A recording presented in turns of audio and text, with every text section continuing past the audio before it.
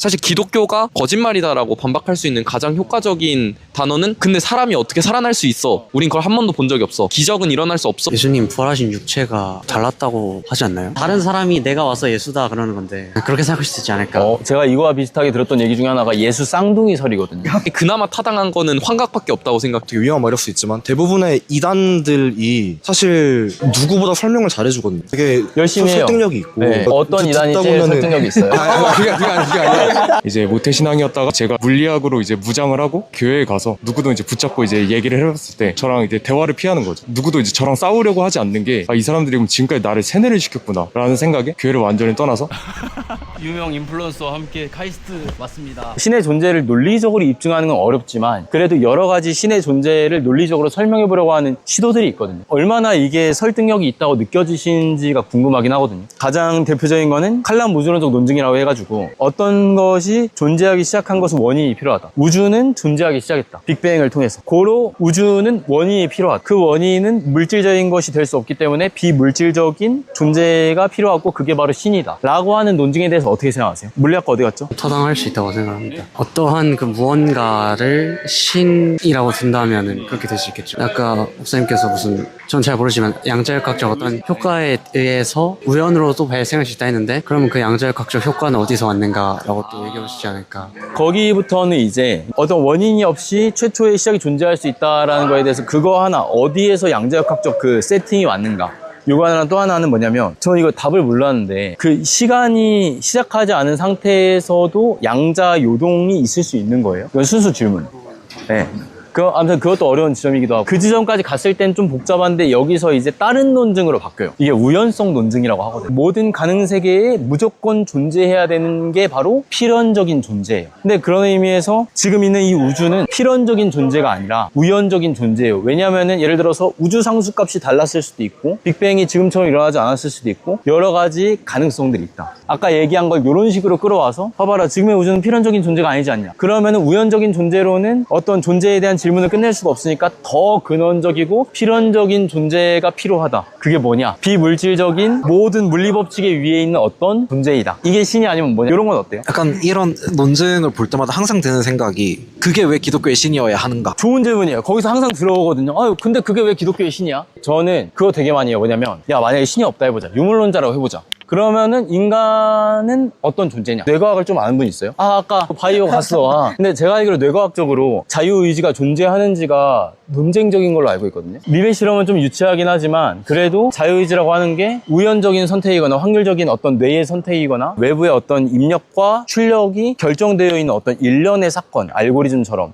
그런 거일 수도 있잖아요. 그래서 자유의지가 존재하는지도 논쟁이 있고 마음이라는 게 꿈과 같은 환상인지 아니면 실제로 우리가 뭔가 생각하는 자아가 존재하는 건지도 논쟁이 있더라고요. 그러니까 그렇게 봤을 때 인간은 약간 살아있는 생체 사이보그랑 비슷하지 않냐라고 제가 질문 많이 하거든요. 근데 그 논쟁을 하면은 마지막에 어떻게 되냐면 네 말이 맞다. 그럴 수 있다. 근데 그래도 존재하지 않는 신을 존재한다고 할 필요는 없지 않냐. 이런 질문이 들어와서 거기서 약간 논리적인 거 하나 이렇게 싹 넣거든요. 아예 무가치하다고 생각하잖아. 미세조정은 어떻게 생각해요? 그 미세조정은 과학자들도 조금 신기해하긴 하지만 어떻게 설명하냐면은 다중우주 뭐 그런 걸로 설명하기도 하고 그런 거에 대해서 어떻게 생각해요? 뭐 인류 원리 이런 것도 있고 사실 그런 것들 때문에 뭐 그렇게까지 가치 있는 대답은 아니라고 생각해요. 지금 우리가 이야기해야 되는 거 우주라는 게 존재하면 신이 존재해야 한다가 맞지. 사실 이 미세 조정 같은 경우에는 만약에 우주라는 것이 신 없이도 스스로 생겨날 수 있는 무언가라면 그러면 사실 미세 조정 문제는 저는 해결될 수 있다라고 생각을 하거든요. 그래서 이 미세 조정이라는 게 곧바로 신의 존재로 귀결되지는 않는다고 생각해요. 혹시 그렇게 얘기한다면 어때요? 어쨌든 인류 원리라는 거는 그건 설명이 아니잖아요.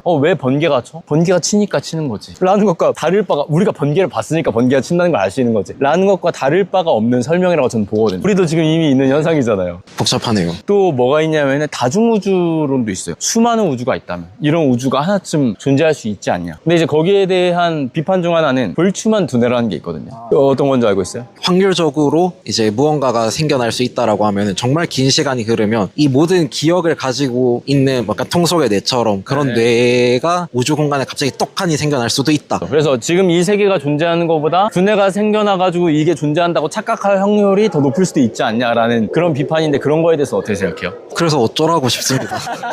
뭐 자살하라고? 아니면 뭐 세상 살지 말라? 뭐 이것도 아니고 결국은 우리는 세상을 살아가야 되는데 무슨 의미가 있지? 그러니까 그렇게 무작정 모수를 높여가지고 확률의 가능성을 얘기하는 거는 이런 어처구니없는 얘기로도 귀결될 수도 있다. 그러니까 별로 좋은 설명이 아니다라고 하는 어떤 그런 비판이죠. 그러니까 왜 기독교의 신이어야 하는가를 생각했을 때 저는 뭐 아까 삶에 대한 얘기를 했지만 그렇기 때문에 그냥 신이 있을 수도 있지 않을까 정도의 가능성에서 멈춰야 한다고 생각해요. 사실 기독교가 거짓말이다라고 반박할 수 있는 가장 효과적인 단어는 사람이 어떻게 살아나라고 생각해요, 저는.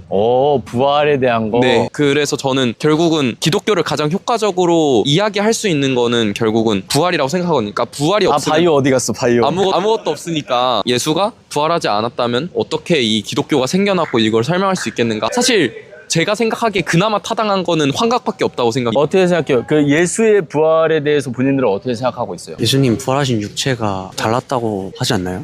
맞아요. 달라요. 동일하지 않은데 근데 그렇다고 아예 다르지도 않아요. 그게 그러니까 좀 이해가 안 갔어가지고. 연속성과 불연속성을 두 가지를 동시에 가지고 있는 거거든요. 왜냐하면은 그냥 지금의 육체가 아니라 완전한 육체일 테니까. 저는 항상 어릴 때는 아니 그러면은 살아나가지고 제사장들한테 가서 보여주면 되지 않느냐 했더니 이제 예전에 아빠가 다른 모습일 거다, 다른 사람이 내가 와서 예수다 그러는 건데 그렇게 생각할 수 있지 않을까. 제가 이거와 비슷하게 들었던 얘기 중에 하나가 예수 쌍둥이설이거든요. 왜냐하면은 그 이슬람에서는 예수가 아니라 예수를 닮은 누군가가 십자가에 달렸다 얘기하고 예수가 십자가에 안 달렸다고 얘기를 해요. 제가 가장 좋아하는 대목이에요. 왜냐면 그러면은 너 로마의 기록이나 그 요세푸스의 기록이나 타키투스의 기록이나 이런 것들에 지금 배치된 얘기를 하고 있는 거야 이러면서 여기 깔 수 있거든요. 근데 쌍둥이는 좀 또 다르거든요.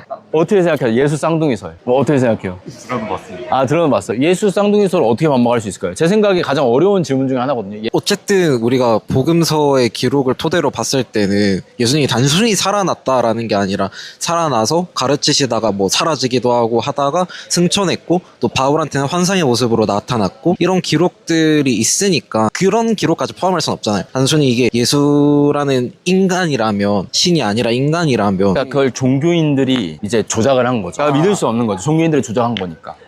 그래서 예수 승천했다는 거 뭐냐, 쌍둥이 묻어버렸다. 딱 살인 멸구해버려가지고 더 이상 말 안 나오게 해버렸다. 그럴 수 있잖아요. 글쎄요. 그렇다면은 사실 제자들한테 나타났을 때 네. 사실 제자들이 또 당연히 의심을 했을 거잖아요. 죽은 사람이 어떻게 살아나냐. 사실 초반에 제자들이 섭외한 거죠. 예수 투 일로 와봐. 우리가 큰일을 할 거야. 근데 이게 제자들이 단순히 12명 수준이 아니잖아요. 사실 뭐 500명, 뭐 1000명 이런 얘기들도 하고 너 마을에 베드로 있는 형님이 얘기했는데 안 믿어? 베드로 형님이 부활했다면 부활한 거야.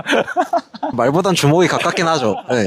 얘기하신 의문을 제가 조금 더 보강시켜드리면 그런 게 있어요. 뭐냐면 그럼 제자들이 만약에 이 모든 것들을 꾸몄다고 했을 때 일단 동기가 되게 부족합니다. 왜냐하면 메시아 실패함. 그죠? 실패한 메시아거든요. 십자가에 달려 죽었으면 일단 약간 손절 쳤어야 되는데 손절 안 치고 굳이 끝까지 참아냈다. 이게 첫 번째. 두 번째는 12제자들이 로마의 병사들 제꼈다. 그리고 돌문을 열었다. 로마의 병사들도 없었다. 이렇게 할 수도 있긴 하지만. 세 번째는 꽤 중요한 근거 중에 하나인데 유대 배경에서 하나님 외의 신을 상정한다는 건 되게 어려운 일이거든요. 근데 초기 기독교 때 굉장히 빠르게 예수에 대한 경배가 일어난 게 확인이 돼요. 지원했다고 하기에 너무 신적 변화가 빠르다. 그래서 이거를 설명하는 거는 이거보다 차라리 환각설이 더 빠르거든요. 환각 봤음. 예수님 살아났나 봐. 야, 신인가 봐. 이게 더 자연스럽다. 라고 이제 쳐낼 수 있는 거죠. 근데 환각설에 문제가 있어요. 지금 문득 드는 생각은 저도 정확하게는 모르지만 사실 예수님 전에도 뭔가 메시아를 사칭하다가 실패한 뭐 그런 사람들이 있다라고 저도 들었거든요. 맞아요. 유일하게 부활을 주장했던 메시아예요. 네, 그렇기 때문에 이게 만약에 예수님이 진짜로 죽었다면 사실 제자들이 뭔가 뭐 대역을 섭외하고 막 이런 것보다는 저것도 그냥 이상한 놈들 중에 하나였구나 라고 치고 그냥 생업으로 돌아가는 게 좀 더 합리적이지 않았을까. 그리고 형제 야고보를 새로운 메시아로 추대하면 되죠. 그 아까 거는 세례 요한이었다. 진짜가 왔다. 근데 그러지도 않았잖아요. 그죠? 근데 그래서 환각설 넘어가면은 무덤 문이 열리네요. 예수님이 들어있죠. 이런 식으로 반박은 할 수 있긴 한데 어쨌든 부활은 어려운 가설이긴 한 것 같아요. 환각설에 좀 약간 의문이 드는 게 그러면은 그 환각설은 그 전에 예수님이 일으킨 기적이라고 하는 것들 있잖아요. 뭐 물을 포도주로 바꾸고 오병이어 이런 것들은 다 사실이라고 가정을 하는 거예요. 아니 그거 다 이제 제자들이 뻥친 거다 이렇게 한 거죠. 다 신화다. 그냥 전부 다 그 복음서가 전부 다 신화다. 다 신화. 근데 그러면 제자들은 왜 목숨 걸고 뭐 십자가에 역십자가로 박히고 뭐 X자로 박히고 불에 타고 전승 다 전승. 전승이다. 그래서 저는 사실 부활에 대한 어떤 반론도 사실 부활보다 논리적이지 않다고 생각해요. 왜냐하면 사실 초대교회 때 엄청난 기독교에 대한 박해가 일어났던 있었던 것도 사실이고 그들이 또 신앙을 잘 유지했던 것도 사실이고 아까 말씀하셨듯이 유대교는 되게 하나님 외에 다른 신 없다. 그러니까 유일신이 되게 강조되잖아요. 그래서 사실 되게 보면은 신약 특히 바울 서신이나 이쪽을 보면은 예수가 하나님이다라고 말하기를 되게 주저해요. 이제 되게 돌려서 이제 예수는 주다, 키리오스라고 말하기도 하고 되게 여러 가지 방식으로 돌려서 말을 하는데 그러니까 그런 거를 봤을 때 아 예수 그리스도의 신성을 보았는데 내가 알던 거랑 다르네라고 생각을 하면서 그것을 절충하기 위한 되게 다양한 이야기들이 나왔다고 생각을 하거든요. 근데 이제 그 시간이 지나면서 예수님은 하나님이다라는 거를 온전히 고백할 수 있는 걸로 바뀌게 됐다고 생각을 하는데 그런 여러 가지 긴장들과 그런 되게 현실적인 것들을 봤을 때 부활이 저는 되게 논리적이라고 생각하는데 그래서 제가 이런 연증들을 친구들에게 좀 사용했었거든요. 이런 것들을 생각해봤을 때 너네가 그래도 부활이 좀 괜찮지 않겠냐라고 생각을 했는데 근데 이제 뭐 예상하셨겠지만 다들 근데 사람이 어떻게 살아날 수 있어?가 사실 가장 큰 반박이라고 생각하거든요. 그래서 사람은 살아날 수 없잖아. 우린 그걸 한 번도 본 적이 없어. 기적은 일어날 수 없어가 사실 그 친구들의 가장 큰 반박이었거든요. 그렇기 때문에 부활 변증은 의문을 던져주는 것까지는 될 수 있는데 결국은 아까 말한 것처럼 믿음의 영역인 것 같아요. 그 사람이 결국은 예수 그리스도를 인격적으로 만나고 이 사람이 정말 살아났구나라고 믿을 수 있게 되는 게 믿음의 영역이 아닌가 싶습니다. 그냥 단순히 이렇게 표현해도 될 것 같아요. 어떻게 2000년 전에 한 아저씨가 온 인류의 구원이 될 수 있는가 항상 의문이었거든요. 그게 좀 궁금합니다. 어떻게 2000년 전에 한 아저씨 죽었다고 우리 모든 인류가 구원받을 수 있냐? 그냥 뭐 옆집에 사는 이상한 아저씨가 아니라 신, 이 세상을 만들고 이 세상을 운영을 하고 있는 그 신이라는 존재가 스스로의 그 권능을 제한하고 인간의 몸으로 죽었고 아버지와의 그 연결도 끊어진 상태로 3일을 견디고 했기 때문에 가능한 거죠. 근데 갑자기 막 예를 들어서 양시무스가 큰 사고를 쳤어요. 막 깜방 가야 되는데 갑자기 말도 안 되지만 카리나가 제가 양시무스를 대신해서 감옥에 들어가겠습니다 하면 아무 의미 없잖아요. 그죠? 그거는 약간 인간의 논리인 거죠. 세대의 죄를 짊어진다라는 표현이 성경에 많이 나오잖아요. 내 죄도 분명히 있겠지만 성경에서 말하는 그 그리스도를 통해서 사용받은 죄는 인간이 하나님을 거역하는 인간 본래의 의미를 잃어버린 그 죄를 없애는 거잖아요. 하나님에 대한 죄니까 하나님께서 해결하실 수 있다. 제가 이 얘기를 왜 했냐면 근데 우리가 부모님 같은 경우에는 아이들의 잘못에 대해서 대신 깜빵에 가기도 하거든요. 그런 것처럼 하나님이 아버지시라면 우리가 인격적인 관계가 있다면 그러면은 이제 할 수도 있지 않나. 완전 반대로 이야기하고 싶은데 오히려 그 예수가 2000년 전에 한 사람이기 때문에 또 우리를 구원할 수 있다고 생각해요. 그러니까 이거는 이제 살짝 참 하나님 참 인간 그런 거랑 비슷한 건데 결국은 참 하나님이시기 때문에 예수 그리스도께서 우리를 구원하실 수 있는 것이기도 하지만 근데 사실 그런 얘기를 할 수 있잖아. 하나님이시기 때문에 하나님만이 구원할 수 있다라고 하면 그냥 인연극 아니야? 그러면 굳이 할 수 있는데 왜 굳이 그렇게까지 할 필요가 있어라고 할 수 있잖아요. 근데 이제 그거를 가장 반박할 수 있는 논리적인 거는 결국은 그렇기 때문에 신이 인간이 되어야만 저는 구원할 수 있다고 봐요. 왜냐면 하나님과 인간 사이의 문제이기 때문에 하나님과 인간이 화해해야 되는데 인간이 완전히 돌아서 버렸기 때문에 하나님이 인간이 되셔야만 그것을 구원할 수 있다라고 생각을 했거든요. 그렇기 때문에 한 인간이 된다는 거는 어쩔 수 없이 어떤 시점과 어떤 공간에 있어야 되는 거니까 사실 그래서 결국은 예수 그리스도가 단순히 그냥 인간인 것뿐만 아니라 하나님인 것 아까 말했던 것처럼 하나님인 것이 우리에게까지 적용이 되는 거고 그렇지만 또 인간이기 때문에 우리를 구원하실 수 있다. 그런 면모가 있는 것 같아요. 아주 전통 신학에서 좋아할 답변 감사합니다. 그 부분이 되게 중요한 부분이에요. 교단 간의 차이, 교파 간의 차이 이게 결과적으로 우리는 어떻게 받아들여야 하는가라는 의문이 있긴 해요. 저는 굉장히 강한 에큐메니컬 한 사람이거든요. 정말 이슬람까지? 아니요. 굉장히 일단 강하다면서요.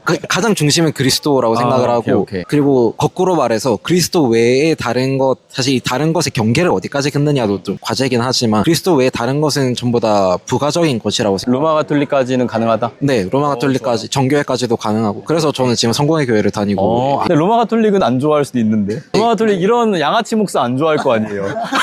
이게 그 사람들한테까지도 뭔가 평화롭게 유니언으로서 나아가는 그 방향도 사실은 굉장히 고민해봐야 할 주제라고 생각을 하고 어떻게 생각해요? 로마 가톨릭까지 우리가 함께 할 수 있다. 여긴 위험하다. 정죄 시작했습니다. 사실 저는 에큐메니컬 한 사람이지만 에큐메니컬 하지 않은 분들도 많이 보게 되거든요. 그래서 저는 요즘 그 에큐메니컬 하다는 걸 어떻게 받아들이기로 했냐면 그 사람은 나의 신앙을 별로 좋아하지 않을 수 있지만 나는 그 사람 안에서 예수 그리스도를 보고 그 사람과 일치할 수 있기 위해서 저는 바울 서신에서 가장 중요한 게 너네 왜 싸워 당짓지 마가 제일 중요하다고 생각하거든요. 이거는 좀 세관점적인 얘기긴 한데 어쨌든 분열하는 거가 가장 큰 문제라고 생각해요. 그리고 저는 교회 분열이 어쨌든 교회는 예수 그리스도의 몸이니까 그 지체가 찢어지고 지체 간의 교제가 끊어지는 게 정말 마음 아픈 거라고 생각을 해서 어쨌든 그런 부분들에 있어서 서로를 이해하려는 노력, 그러니까 적어도 중심에 있는 그리스도를 보고 그 나머지는 비록 다르더라도 조금이나마 그 사람들을 이해할 수 있으려는 노력이 좀 필요한 것 같다. 에큐메니컬이 뭐냐면은 우리 장로교, 우리 감리교 너무 우리 갈라져 있다. 우리 주 안에서 다 하나 형제이지 않냐. 근데 로마 가톨릭은 걔들도 구원받아. 아유 예수 믿는데 로마 가톨릭도 당연히 구원받을 수 있지. 동방종교 가능하지. 약간 이런 느낌. 강한 리폼드는 종교개혁의 전통이 강한 데는 거의 구원관이 잘못됐는데 거기에 구원받는다고 거긴 이교도야. 거긴 다른 종교야. 거기 이단이야. 이렇게 하는 게 약간 반 에큐메니컬. 저는 그 개신교의 가장 큰 진리가 있다고 믿고, 그러나 뭐 구원은 하나님의 일이기 때문에 뭐 예수 믿으면 또 구원 받을 수 있을 수도 그럴 수도 있지 않을 수도 뭐 잘 모르겠지만 뭐 가능성 정도 열어놓을 수 있죠. 확실히 통신. 그건 주님이 아시는 거죠. 약간 이 생각은 해요. 최근에 사실은 어떤 탄핵 정국 때문에 많이 이야기가 됐던 정치? 건데, 아니, 정치가 아니라 좀 더 일반적인 이야기로 우리가 민주주의를 이야기할 때 보통 사상의 자유, 양심의 자유 이런 것들 얘기하잖아요. 근데 그러면 사람을 죽일 자유 이런 것들은 보장을 해야 되냐? 아니면은 뭐 종북의 자유 이것도 보장을 해야 되냐? 사실 아니잖아요. 민주주의라는 것을 수호를 하려면 필연적으로 탄압해야 할 무언가가 있단 말이에요. 그런 것처럼 기독교에 있어서도 인간이 유한하고 하나님은 당연히 무한하시고 완전히 선하시지만 그거를 섬기는 인간들이 유한하기 때문에 약간 쳐내야 할 무언가는 분명히 있는 거 생각해요. 그렇기 때문에 사실 뭐 제가 에큐메니컬이라고 했지만 그렇다고 해서 저는 콥트 정교회 같은 삼위일체론에서 다른 부분들이라든지 그런 부분들은 전 포함할 수 없다고 생각하고 그건 쳐내야 할 무언가로 생각을 해요. 예수님 위해서 그 쓰레기 산에서 살면서 그 핍박을 받았는데 그래도 안 된다. 뭐 저는 그렇게 생각해요. 예수님에 대한 삼위일체 조금 잘못 알았다고 구원 못 받는다. 밭가는 우리 할머니들 양태론적으로 삼위일체 믿는다고 구원 못 받는다. 아니 저는 약간 삼위일체에 대해서 조금 너그러워요. 왜냐면은 그 우리가 뭔 얘기만 하면 다 이단되니까 약간 지적으로 모자라서 그럴 수 있다. 근데 이해해요. 어쨌든 다 허용할 수는 없다. 이단까지는 우리가 허용할 수 없다. 그런 정도예요. 아유 좋습니다. 칼바르트를 잘 모르긴 하는데 관련된 어떤 학자가 한 말인데 출처가 정확히 기억이 안 나지만 성경을 탈신화시켜서 재신화해야 된다. 그거는 아마 볼트만. 여기 뭐 전공이 뭐예요? 제가 책을 좀 읽어서 그거에 굉장히 강한 끌림을 느꼈었어가지고 그거에 대해서 어떻게 생각하시는지. 근데 성경을 완전히 탈신화하면 예수님은 위대한 스승 아니에요? 신이 아니라? 근데 저는 위대한 스승이라면 예수님보다는 저기 스티븐 핑커도 있고 피터 싱어 뭐 이런 사람도 있고 왜 예수라는 윤리적 스승을 섬겨야 되죠 제가? 하나님께서 쓰시지 않았을까 그렇게. 하나님께서 예수님을 쓰셨다. 거의 어쩌면 하나님의 아들이라고 할 수도 있겠죠. 그런 의미에서 우리도 모두 하나님의 아들이니까. 그것도 신화적일 수 있잖아요. 그럴 수 있죠.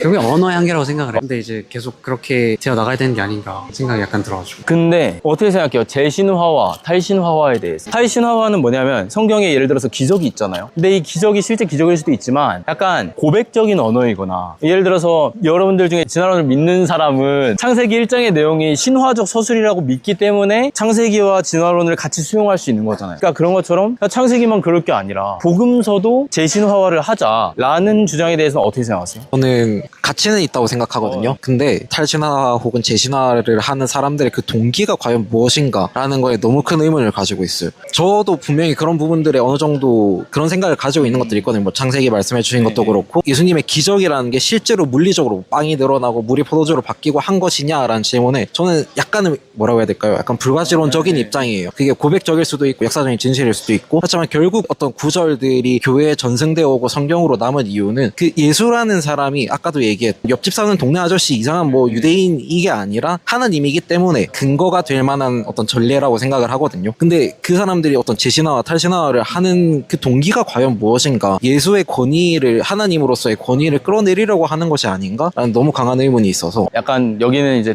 동기에 대한 판단이고 다른 분들은 어떻게 생각하세요? 재신화화에 대해. 저는 일단 그런 것들에 대해서 이해하는 방식을 다르게 가르치거나 하는 것들은 가능할 수 있다고 봐요. 일단 성경 자체는 보존하되 이런 장면들을 이해할 때 이거는 실제 일어난 명백한 역사다라든지 아니면은 이거는 말씀해 주신 대로 감동으로 하는 고백이다. 살짝 시적인 부분이 포함되어 있다라든지 그런 가르침에서의 관점 차이는 발생할 수 있다라고 생각을 하는데 그거를 통해서 성경 자체를 탈신화, 재신화 한다라는 거는 좀 되게 위험한 발상이라고 생각을 합니다. 성경 자체의 권위를 인정해야 된다라고 배웠고 일단 말씀에서 나와 있듯이 모든 성경은 성령의 감동하심을 받아서 쓰여진 것이라고 나와 있기 때문에 성경은 가톨릭의 그 사도 전승에 의해서 선택이 된 거 아닌가요? 물론 그거에 대해서도 깊게 들어가면 저의 수준으로는 반박하지 못하겠지만 일단 성경의 권위를 인정하고 거기에 쓰여진 것을 그대로 일단 받아들이는 거는 저는 필요하다고 생각을 합니다. 그럼요. 굉장히 신앙이 중요한 겁니다. 흔들리면 이제 약간 믿음이 사라지기 시작하고 자꾸 이상한 쪽으로 어떻게 생각하세요, 형제님? 저도 이거를 다시 재신하는 그런 과정은 굉장히 좀 위험하다고 생각을 합니다. 아까 앞에서 잘 말씀해 주셨던 것처럼 지금까지 이게 검증되고 검증돼서 여기까지 온 건데 지금 와서 이거를 뭔가 다시 재신을 하는 과정이 있다라고 하면은 굉장히 위험하지 않나. 진짜 나는 또 꼭 할 얘기가 있다. 아까 질문 나왔던 것 중에서 변증의 필요성에 대한 얘기가 나왔었는데 변증 자체는 신앙인들을 위함이 아니라 비신앙인 세상의 질문에 대한 답변을 주기 위해서라고 생각을 하거든요. 질문에 대한 답변 자체를 회피하고 그냥 그거는 물어본다고 될 게 아니야 그냥 믿어 라는 거는 아까도 말씀드렸다시피 태도의 문제라고 생각을 하고 되게 위험한 말일 수 있지만 대부분의 이단들이 사실 누구보다 설명을 잘해주거든요. 맞아요, 맞아요. 되게 열심히 해요. 설득력이 있고 네. 어떤 이단이 듣다 제일 보면은- 설득력이 있어요? 그게 아니라 듣다 보면은 믿지 않는 사람으로서 기독교에 대해 궁금했던 것들을 3일체라든지 그런 것들을 직관적으로 납득 가능한 형태로 바꿔서라도 납득을 시켜주기 때문에 더 끌림이 있다고 생각하거든요. 그런 것들에서부터 일단 진리를 수호하기 위해서라도 변증이 필요하다고 생각을 합니다. 아주 좋습니다. 우리 아담아티드님, 변증의 필요성 혹시 인스타를 운영하고 계시니까. 저는 굉장히 공감을 하고요. 왜냐면 저도 모태신앙이었지만은 제가 교회를 한 7년간 떠나 있었거든요. 근데 이제 저도 이제 물리학을 전공했는데 이제 모태신앙이었다가 물리학을 전공하고 나서부터 뭐지? 싶은 순간들이 되게 많았어요. 교회에서는 한 번도 변증에 대해서 얘기를 들어본 적이 없었거든요. 그렇다 보니까 이제 제가 물리학으로 이제 무장을 하고 교회에 가서 누구도 이제 붙잡고 이제 얘기를 해봤을 때 이제 모두가 저랑 이제 대화를 피하는 거죠. 누구도 이제 저랑 싸우려고 하지 않는 게 제가 그게 거기서 이제 큰 배신감을 느끼고 이 사람들이 그럼 지금까지 나를 세뇌를 시켰구나 라는 생각에 교회를 완전히 떠나서 저는 좀 이제 좀 레디컬한 무신론자가 됐었어요. 그래서 이제 막 그때는 이제 기독교인들 굉장히 비판하고 약간 잘 어울리세요. 그래요? 그러다가 이제 제가 다시 이제 회심을 하게 된 것도 결국에는 다시 변증을 만났기 때문이거든요. 양시우스와 같은 변증가들을 만났기 맞습니다. 때문에. 양심호스님도 굉장히 도움 많이 됐고. 그래서 저도 변증은 꼭 필요하다고 생각하고 그리고 꼭 이렇게 뭐 사람마다 다 다르겠지만 어떤 사람들은 이제 논리적인 이런 변증, 부활 논증이라든지 이런 거에 대해서 설득을 하기를 원하는 것도 있고 또 이런 변증도 있지만 또 이제 삶으로 보여주는 변증도 있다고 생각하거든요. 그것도 이제 하나의 정말 중요한 변증이라고 생각하고 그래서 변증은 꼭 필요하고 중요하다. 저한테도 굉장히 중요했다. 너무 감사합니다. 니체가 그런 말 한 적이 있다고 한마디 합니다. 끝. 농담이에요. 진리는 너 같은 나약한 수호자를 필요로 하지 않는. 결국에 진리는 진리이기 때문에 진리인 거예요. 그냥 있는 거고 사라지지 않아요. 그 자체로 힘이 있는 것이지 너가 어떻게 뭐 변증을 하고 뭐 이렇게 증명을 하고 이런 것들은 다 무의미한 시도다. 진리는 진리로서 그 자체로 힘이 있다. 지금 니체의 말을 인용해가지고 좋아요, 아주 좋아요. 왜냐하면 이게 우리가 의견이 이렇게 다양하게 있어야 또 재밌는 얘기들이 나오니까 저희 마지막으로 믿지 않는 사람에게 기독교에 대해서 카이스트 학생으로서 어필을 짧게 한 번씩 해본다면. 사실 지금까지 우리가 얘기했던 어떤 변증 관련된 어떤 신학적인 이야기들은 말하자면 신앙의 원인에 해당하는 것이고 그것만큼 중요한 것이 결과적으로 신앙의 결과라고 생각을 하거든요. 신앙을 가지고 진짜 사실 우리가 뭐 한국 사회에서 기독교인에 대한 이미지가 좀 안 좋긴 하지만 사실 그게 기독교인의 진짜 모습이 아니라는 걸 우린 알잖아요. 그러니까 진짜 기독교인이라면 사는 그 선한 삶이라는 거를 한 번만 눈을 뜨고 보시면 사실 저는 그랬어요. 그 어떤 종교, 사상, 뭐 철학보다 기독교가 가장 설득력이 있었고 가장 의미 있었고 가치 있었기 때문에 그런 부분에서 어떤 선입견, 가림막들을 조금은 치워보시는 게 굉장히 좋지 않을까. 멋있었다. 저는 결국에 니체나 키르케고르나 그런 쪽으로 좀 파게 되면서 결국에는 저도 스스로 느끼기에는 물론 하나님을 믿지만 신의 존재 여부는 중요하지 않다. 그렇지만 난 믿는다. 왜냐면 그것이 나를 살게 한다면 결국에 사랑이 나를 숨쉬.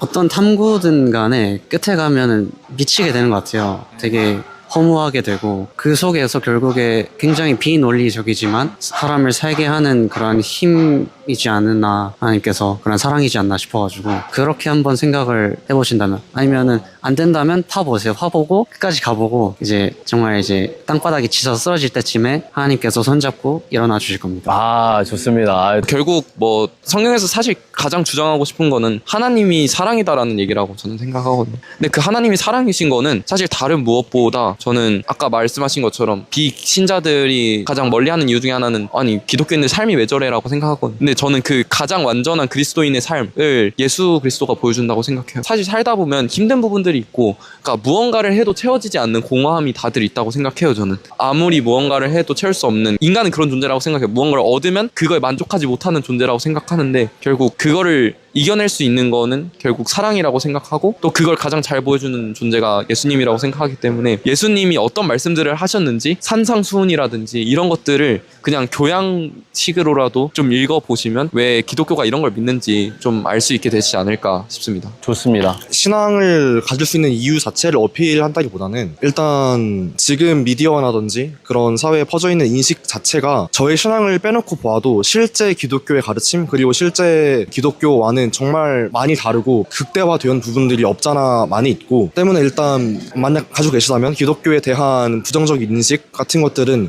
일단 한번 내려놓고 기독교 자체로 바라보기만 해도 꽤나 큰 은혜가 있지 않을까라는 생각을 합니다. 아, 좋습니다. 이 모든 활동을 본 소감이 좀 어떠신지, 현장에서 양심으로서 봤을 때. 굉장히 감미로웠고요. 아, 감사합니다. 저도 이제 영상을 많이 봤었는데 이렇게 직접 하시고 이제 어떻게 보면 조금 뻘쭘하실 수도 있는데 그렇게 이제 서 있는 게 굉장히 이제 좋아 보였고, 제가 이제 어떻게 보면 양심우스님 채널에 와서 이렇게 촬영을 하려고 한 것도 저 인간은 왜 저렇게까지 하지? 약간 이런 의문이 드는 것. 근데 이게 인간이라고 표현을 아, 좋아요, 좋아요. 이제 저 사람은 저 인간은 왜 저렇게까지 하지? 라는 질문이 드는 게 굉장히 이제 중요하다고 생각을 하는데, 이런 활동들을 해주시고, 그리고 또 이제 어디 카이스트 와가지고, 그러니까 저는 제가 처음 이제 이 아담아트제를 시작했었던 거는, 처음에 알리고 싶었던 건 이 기독교는 멍청하지 않다라는 거였어요. 기독교는 생각보다 생각하는 사람들이 믿는 종교다라는 거를 이제 알리고 싶었었는데, 카이스트 계신 분들께서도 이렇게 크리스천 분들이 이런 얘기를 하시고 하니까 굉장히 좋습니다. 아, 좋습니다. 제가 마지막에 기도 한번 해드려도 될까요? 자, 모여보세요. 손 한번 모아보세요. 하나님 감사합니다. 우리 또 카이스트 학생분들 주님 기억이시길 원합니다. 우리가 함께 또 예수 그리스도를 사랑하며 이 땅을 살아갑니다. 주님, 우리 삶 가운데 여러 가지 고민들과 어려움들과 논리적으로 해결되지 않는 여러 가지 문제들이 있습니다. 그러나 주여, 살아계신 주께서 우리의 삶을 기억하실 줄을 믿고, 이 순간을 기억하신 줄을 믿고, 앞으로 계속해서 삶의 지혜를 허락해 주시고, 아버지 또 선택해야겠는 것들이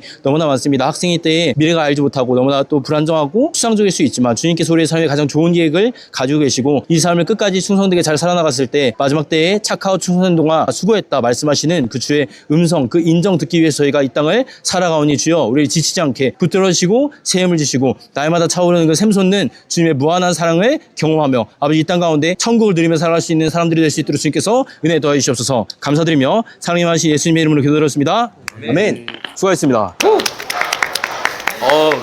감사해요. 아니, 나 이렇게 시간 많이 뺏을 줄 몰랐는데. 아니에요. 난 재밌었어요. 네. 좋습니다. 또 다들 또 반짝반짝 하시네. 아니, 왜 이렇게 아는 게 많아요, 또 다들. 그러게요. 다들 굉장히 압도돼가지고 아무 말도 없어요. 여기 막 세관점도 알고 아는 게 많네. 이렇게 가까이 붙어가지고 이렇게 여기 다 뒤에 모여주세요. 얼박으로 우리 갑시다. 옆으로 붙으세요. 여기 왼쪽 붙고 얼굴 더 가까이. 표정 이상하게 해서